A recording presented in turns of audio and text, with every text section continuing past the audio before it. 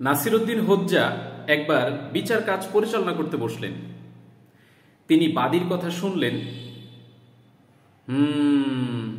তোমার কথাই ঠিক। এরপর আবার বিবাদীর কথা শুনলেন, তোমার কথাই ঠিক। তো হোজ্জার বউ বাড়ি থেকে সমস্ত কিছু শুনলেন এবং দেখলেন। হোজ্জার বউ জবাব দিলেন, এ আবার কেমন বিচার? দুজনের কথা ঠিক হয় কিভাবে? তখন হোজ্জা বলল, তোমার কথাই ঠিক। আসলে আমাদের সবার কথাই ঠিক, কারণ আমরা এক একজন এক একভাবে দেখছি, এক এক জায়গা থেকে দেখছি।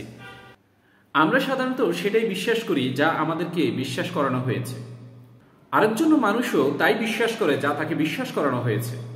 আমরা দিনভর আমাদের বিশ্বাসের পক্ষেই যুক্তি জোগাড় করি।